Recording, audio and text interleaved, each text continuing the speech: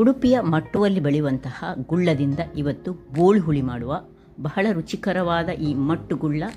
ಮೊದಲಿಗೆ ನಾವು ಇದನ್ನು ಕಟ್ ಮಾಡಿಕೊಳ್ಳೋಣ. ಅದರ ಮೊದಲು ಈ ತೊಗರಿಬೇಳೆ ಅಥವಾ ಈ ಮಸೂರ್ ದಾಲ್ ಯಾವುದನ್ನಾಗ್ಬೋದು ಚೆನ್ನಾಗಿ ಬೇಯಿಸಿಟ್ಟುಕೊಂಡು ರೆಡಿ ಮಾಡಿಟ್ಟುಕೊಳ್ಳೋಣ.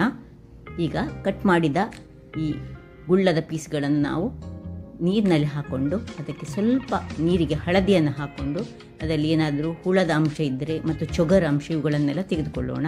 ನಂತರ ಬಾಣಲೆಯಲ್ಲಿ ಒಂದು 4-5 ಈ ಬ್ಯಾಡಗಿ ಮೆಣಸನ್ನು ಹಾಕಿ ರೋಸ್ಟ್ ಮಾಡಿಕೊಳ್ಳೋಣ. ಅದರೊಟ್ಟಿಗೆ ಸ್ವಲ್ಪ ನಮಗೆ ಹುಳಿ ಸಹ ಅಗತ್ಯ ಉಂಟು. ಹುಳಿಯನ್ನು ನಾನು ಮತ್ತೆ ಹೇಗೆ ಹಾಕುವುದನ್ನು ತೋರಿಸ್ತೇನೆ.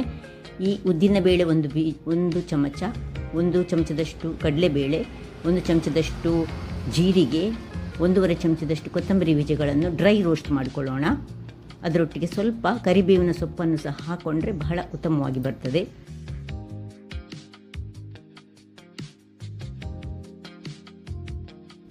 ಈಗ ಒಂದು ಬಾಣಲೆಗೆ ಸ್ವಲ್ಪ ನೀರನ್ನು ಹಾಕ್ಕೊಂಡು ಅದರಲ್ಲಿ ಹುಳಿಯನ್ನು ಚೆನ್ನಾಗಿ ಕಿವುಚಿಕೊಳ್ಳೋಣ. ಹುಳಿಯೊಟ್ಟಿಗೆ 1 ತುಂಡು ಬೆಲ್ಲವನ್ನು ಅಂದರೆ ಒಂದು 25 ಗ್ರಾಮ್ಸ್ನಷ್ಟು ಬೆಲ್ಲ ಹಾಕ್ಕೊಳ್ಳೋಣ. ಸ್ಲೈಸ್ ಮಾಡಿದಂತಹ 2 ಕಾಯಿ ಮೆಣಸನ್ನು ಹಾಕ್ಕೊಂಡು ಇದನ್ನು ಒಲೆಯ ಮೇಲೆ ಇಟ್ಟುಕೊಂಡು ಕುದಿಸಲು ರೆಡಿ ಮಾಡುವ. ಕುದಿಯುವಾಗ ಅದಕ್ಕೆ 1 ಗ್ಲಾಸ್ನಷ್ಟು ನೀರನ್ನು ಹಾಕ್ಕೊಳ್ಳೋಣ. ಅದರೊಟ್ಟಿಗೆ ಇನ್ನು ನಾವೇನು ಕಟ್ ಮಾಡಿಕೊಂಡಿದ್ದೇವೆ ಆ ಒಂದು ಗುಳ್ಳದ ಪೀಸ್ಗಳನ್ನು ಚೆನ್ನಾಗಿ ನೀರಿನಿಂದ ತೆಗೆದು ಅದ್ದಿ ಈ ಬಾಣಲೆಯೊಳಗೆ ಹಾಕ್ಕೊಂಡು ಬೇಯಿಸಿಕೊಳ್ಳೋಣ.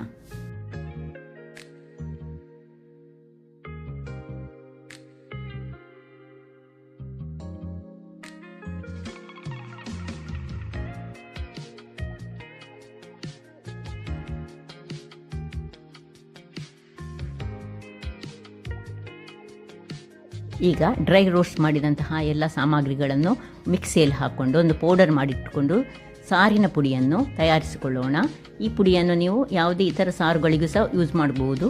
ಈಗ ಬೆಂದಂತಹ ಈ ಗುಳ್ಳದ ಪೀಸ್ಗಳಿಗೆ ನಾವು ಬೇಯಿಸಿಟ್ಟುಕೊಂಡಂತಹ ತೊಗರಿಬೇಳೆ ಅಥವಾ ಮಸೂರ್ ದಾಲ್ ಯಾವುದು ಸಹ ಆಗ್ತದೆ ಅವುಗಳನ್ನು ಹಾಕಿ ಬೇಕಿದ್ದಷ್ಟು ನೀರನ್ನು ಹಾಕ್ಕೊಂಡು ಕುದಿ ತೆಗೆಯುವ ಮೊದಲಿದಕ್ಕೆ ರುಚಿಗೆ ತಕ್ಕಷ್ಟು ಉಪ್ಪನ್ನು ಸಹ ಹಾಕಿಕೊಳ್ಳೋಣ.